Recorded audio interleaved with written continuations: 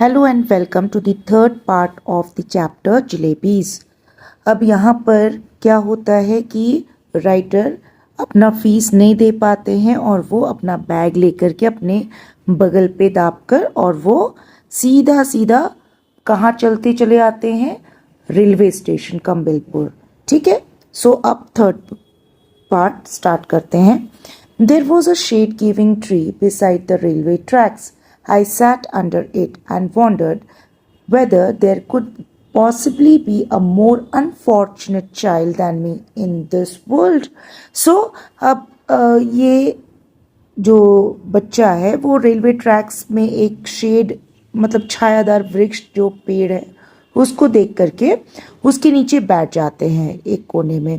Okay, और वहाँ बैठ के वो सोचने लगते हैं। ही स्टार्टेड वॉन्डरिंग वेदर क्या इनसे भी कोई अनफॉर्चुनेट मतलब बदकिस्मत बच्चा कोई होगा पूरी दुनिया में। When the coins had first created a racket in my pocket, the entire matter seemed so simple and straightforward. जब पहली बार ये जो कॉइन्स थे इनके पॉकेट में शोरगुल या हल्ला मचाना शुरू किया था इन पॉकेट में कॉइन्स ने, सो द एंटायर मैटर, तब मामला बहुत सिंपल सरल लग रहा था और स्ट्रेट फॉरवर्ड था, सीधा साधा। Eat jalebis with the fees money then pay the fee with the scholarship money. So jalebis खा लो फीस के पैसों से और फिर जब स्कॉलरशिप मिलता उससे फीस भर दो। I thought that 2 and 2 added up to 4 and could never be 5. मुझे लगा ये सिंपल मैटर है, 2 + 2 4 हो जाएंगे और वो 5 तो होगा नहीं, कुछ गड़बड़ी। सिंपल सा इसका मतलब हुआ कि कोई गड़बड़ी होने के लिए ऐसा कोई पॉसिबल कॉज दिख नहीं रहा था। ठीक है, How was I to know that sometimes it added up to 5 as well? मुझे क्या मालूम था कि कभी कभी इतना सीधा साधा मैटर भी कॉम्प्लिकेटेड हो जाएगा या गलत चला जाएगा। Had I known that I would get the scholarship the next month, I would have postponed my jalebies eating program to the next month as well. So अगर ये मुझे पता होता कि स्कॉलरशिप नेक्स्ट मंथ मिलने वाला उसके पैसे, सो मैं पोस्टपोन मतलब टालना किसी चीज़ को, तो मैं जलेबी खाने का प्रोग्राम भी अगले महीने पे नेक्स्ट मंथ पे टाल देता। Now for the crime of eating few jalebis for the first time in my life I was absent from school and crouching in the shade of a tree in a deserted corner of the railway station. So now अब एक crime एक तरह से इसके लिए बहुत बड़ा crime हो गया था ये कुछ जलेबीज खाना, और वो भी फर्स्ट टाइम अपने लाइफ में, और इनको स्कूल से क्या होना पड़ा, एब्सेंट होना पड़ा। ये कभी स्कूल से एब्सेंट नहीं होते थे। एंड क्राउचिंग मतलब दुबक कर बैठना, वो दुबक कर अभी शेड वाले ट्री के छायादार वृक्ष के नीचे एक वीरान कोने में, डेजर्टेड कॉर्नर यानी वीरान कोने में रेलवे स्टेशन के पास बैठे हुए थे। Sitting there under the tree at first I felt like crying. जब मैं पहली बार इस ट्री के नीचे बैठा हुआ था या बैठा तो मुझे लग रहा था कि मैं बैठ के यहाँ पर अच्छे से रोऊं। Then I felt like laughing when it struck me that the tears I was shedding were not tears but drops of jalebi syrup. फिर मुझे लगा कि मैं बहुत हंसूं। When it struck me that, जब मुझे एहसास हुआ, इसका मतलब हुआ the tears I was shedding, जो आंसू में बहा रहा हूँ या झड़ रहा है मेरे आंखों से, वो टीयर्स नहीं थे बल्कि वो जलेबी सिरप थे, जलेबी की चाशनी, वो जो लिक्विड आता है ना उसको चाशनी या जलेबी के सिरप बताएंगे।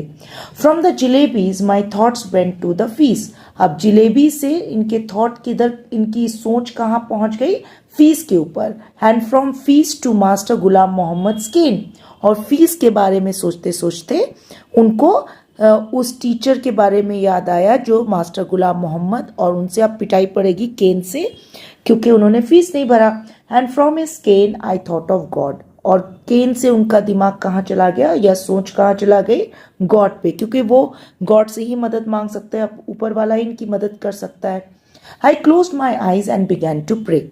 सो ये बच्चा क्या करता है या राइटर क्या करता है, अब अपनी आंखें बंद करके और वो प्रेयर करना शुरू कर देता है।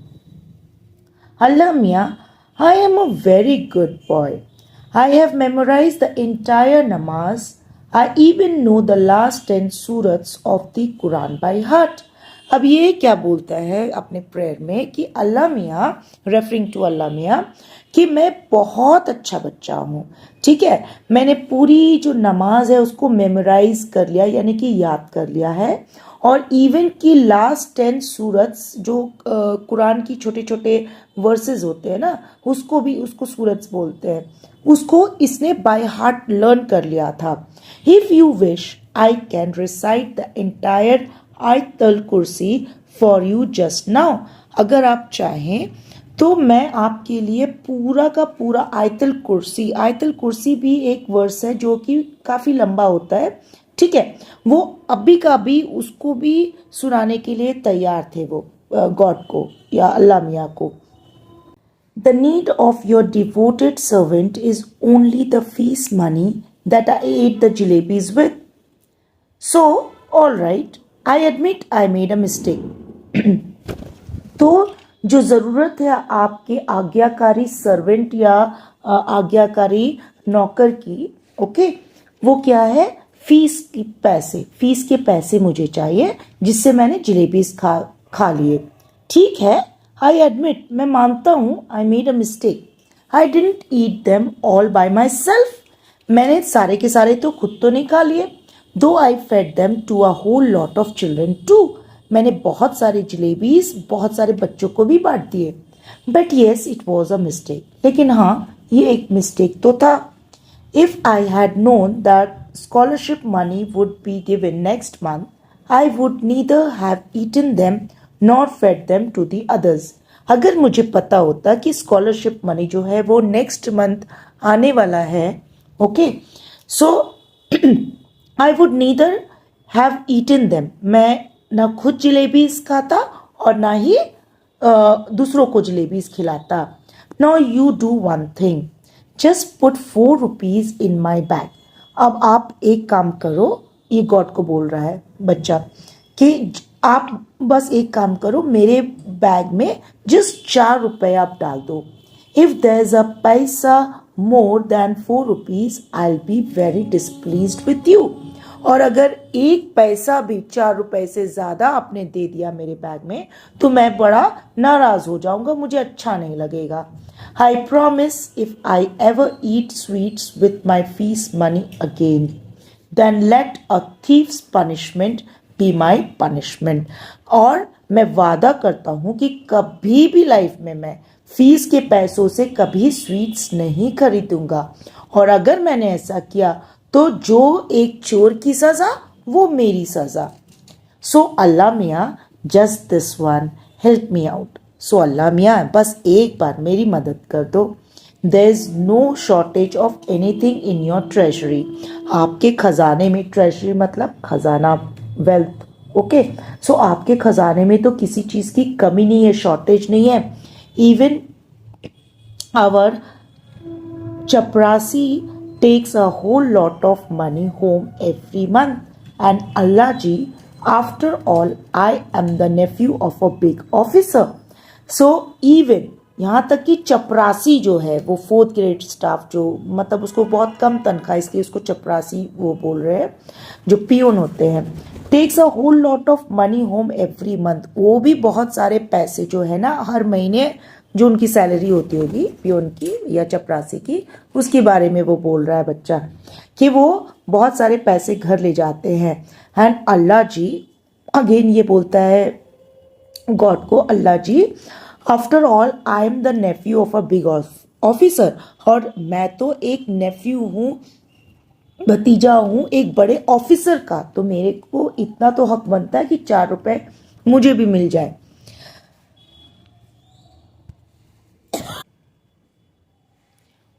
Won't you give me just 4 rupees, क्या आप मुझे सिर्फ 4 रुपए नहीं दोगे? After the prayer, I offered namaz, recited 10 surahs, Ayatul Kursi, Kalmai Tayyab, in fact, everything that I remembered. So, prayer करने के बाद में मैंने नमाज पढ़ी, वो जो 10 वर्सेस थे सूरत से कुरान के वो पढ़ा, आयतुल कुर्सी पढ़ी, कलमाए तैयबा एक वो भी वर्स है छोटी सी जो सबसे वो पढ़ा इसने। इनफैक्ट जो भी उसको याद था बच्चे को वो जितना भी याद था उसने सब पढ़ डाला। Then I blew over my bag saying shoo, मतलब फूक मारते ना तो शू, इस तरह से उसने बैग पे सारा पढ़ के अपना जितना था वो बैग पे छू करके वो फूक मारते हैं। देन आफ्टर सेइंग बिस्मिल्लाह I realized that what they said was only too true. No one can erase what fate has decreed.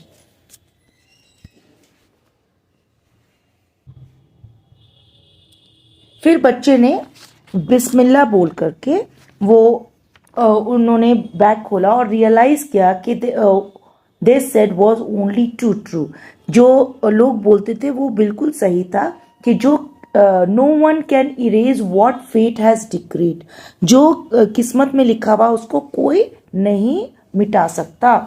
Forget 4 rupees, there weren't even 4 पैसे इन माई बैग, 4 रुपए तो भूल जाओ, मेरे बैग में 4 पैसे भी नहीं थे। Just a few note text books and notebooks, 1 pencil, 1 sharpener, 1 ID card.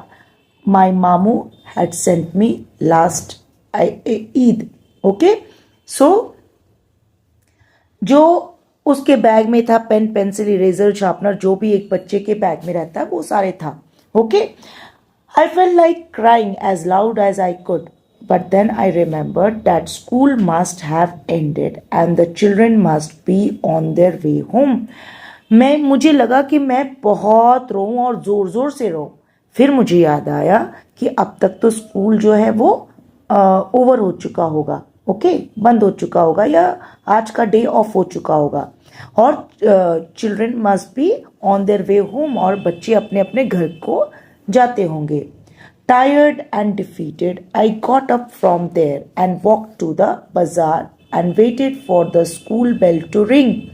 So tired, बहुत थका हारा, मतलब थका हारा, टायर्ड एंड डिफीटेड, इसका मतलब हो गया ये स्कूल की तरफ गया, बाजार होते हुए स्कूल आता था, और वो स्कूल बेल के रिंग जो लास्ट बेल जो होती है स्कूल ओवर की उसके लिए वेट करता रहा स्कूल के बाहर, so that when the children came out I too would walk home with them as if I had come straight from school.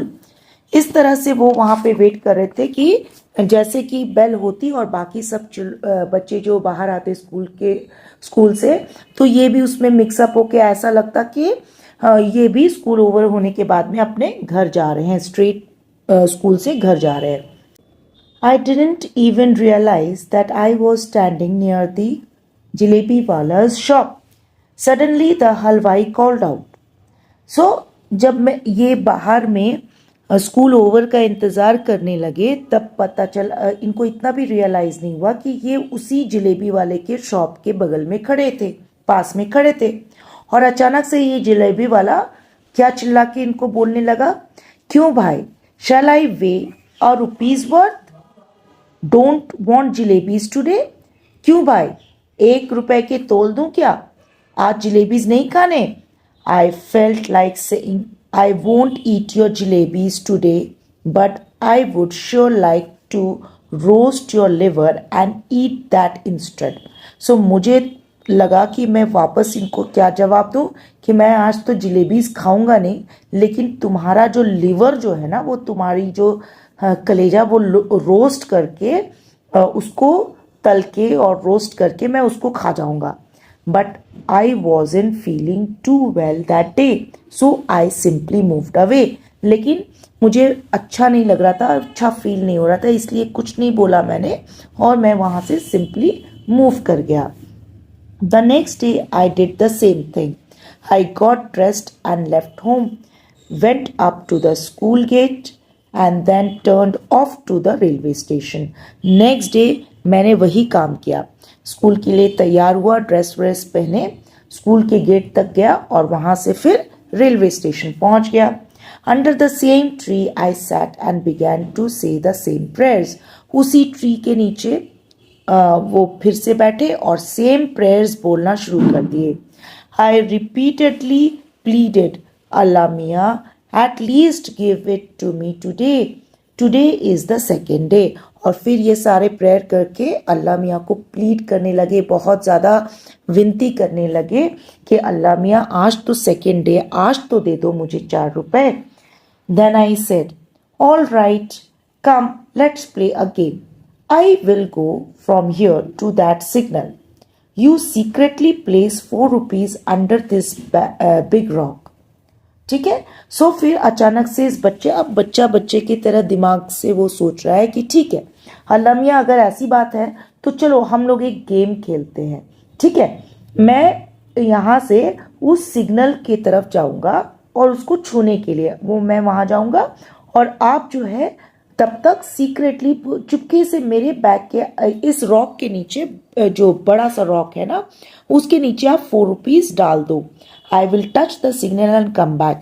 मैं वो सिग्नल को छू करके वापस आ जाऊंगा।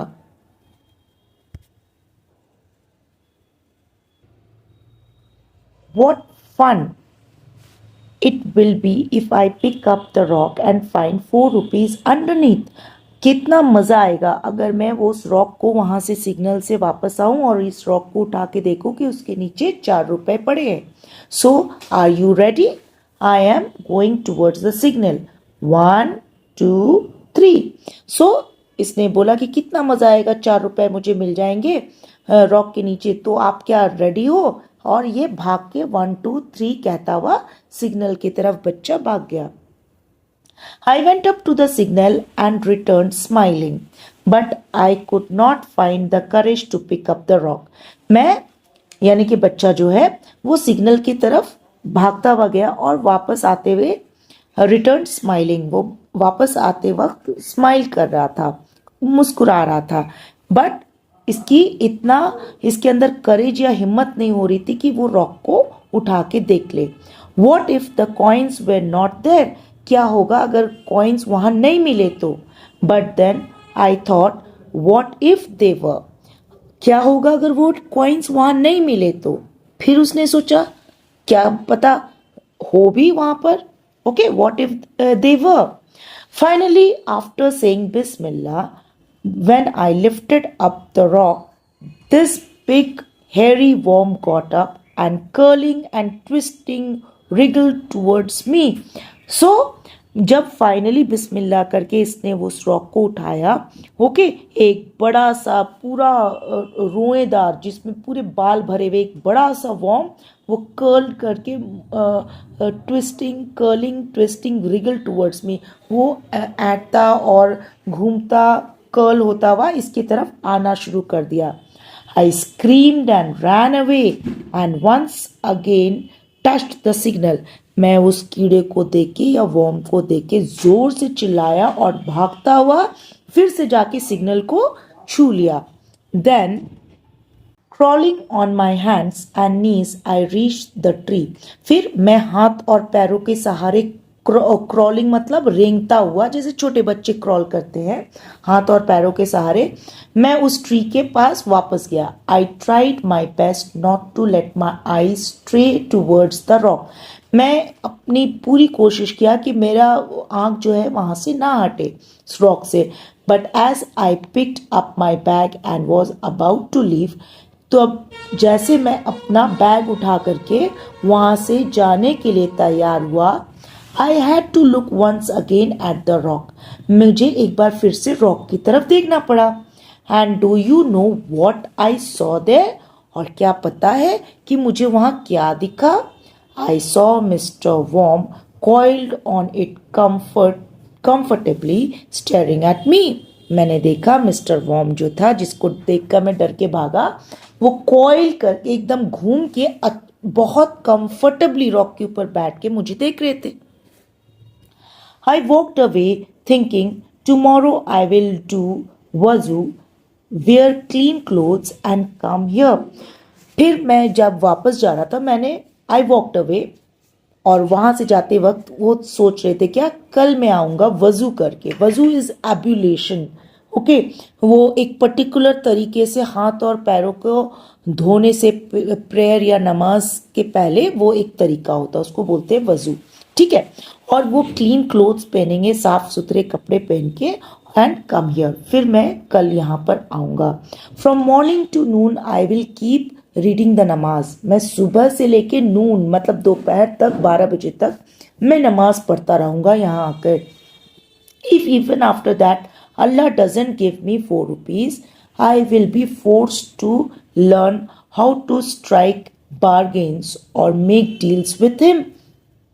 So मैं तब तक नमाज पढ़ता रहूँगा, और उसके बाद भी अगर मुझे अल्लाह मियाँ ने वो 4 रुपए नहीं दिए, Allah doesn't give me 4 rupees, I will be force to learn, मैं फोर्स हो जाऊंगा या मैं बाध्य हो जाऊंगा ये जानने के लिए या सीखने के लिए हाउ टू स्ट्राइक बार्गेन्स, किस तरह से उनसे बार्गेन या मोल भाव करते, जैसे कि मेक डील्स विथ हिम, कि मेरा प्रेयर आप कर लो, और फिर विथ हिम यहाँ कैपिटल एच में him means God, okay. So ये कैसे बार्गेन करेंगे ये सीख लेंगे।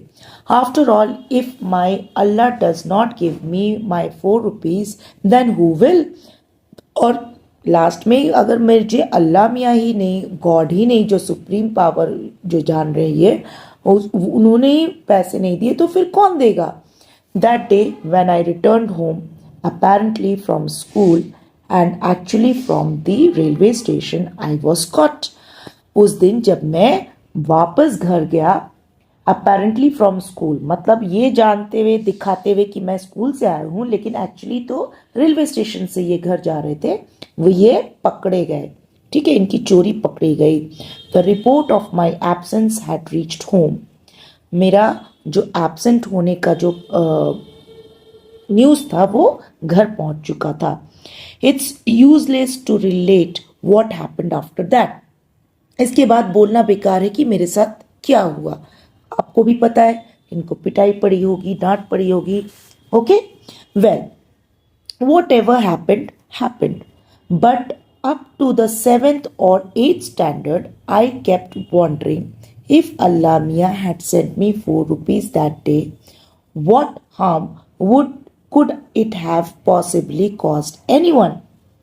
ठीक है, जो हुआ सो हुआ, बट ये जो बच्चा है वो 7th या 8th स्टैंडर्ड तक जो राइटर है वो सोचते रहे कि क्या हो जाता अगर अल्लाह मियाँ ने उस दिन मुझे 4 रुपए दे ही दिए होते, तो किसका क्या बिगड़ जाता, किसी का कुछ नहीं बिगड़ने वाला था। It was only later that I came to the conclusion that if Allah Mia were to provide all for the asking, then man would even today be living in nests like vultures and crows and would not have learned the art of making jalebis। फिर मुझे realise हुआ कि बाद में मुझे realise हुआ, मुझे conclusion मिला या उसके निष्कर्ष पे पहुंचा कि अगर अल्लाह मियाँ ने ऐसे ही सबको जो मांगता और वो देते जाते, तो आज तक मैन जो है या ह्यूमन काइंड जो है ना, वो अभी भी जानवरों की तरह या चिड़ियों की तरह, वल्चर्स की तरह नेस्ट और केव्स में रहते होते, और वो इतना प्रोग्रेस नहीं करते कि वो जलेबीज बना सके। ठीक है, यानी कि अगर सब कुछ मांगो और मिल जाए तो कोई क्यों ही भला कुछ हाथ पैर मारेगा और आगे बढ़ने की कोशिश करेगा। और ह्यूमन रेस आज तक वो आदि मानव जैसी पड़ी रहती, वो इतना इम्प्रूवमेंट या इतना आगे बढ़ के प्रोग्रेस और आगे नहीं बढ़ती, और जलेबीज भी नहीं बनते। Okay, hope you have understood the chapter. Thank you so much.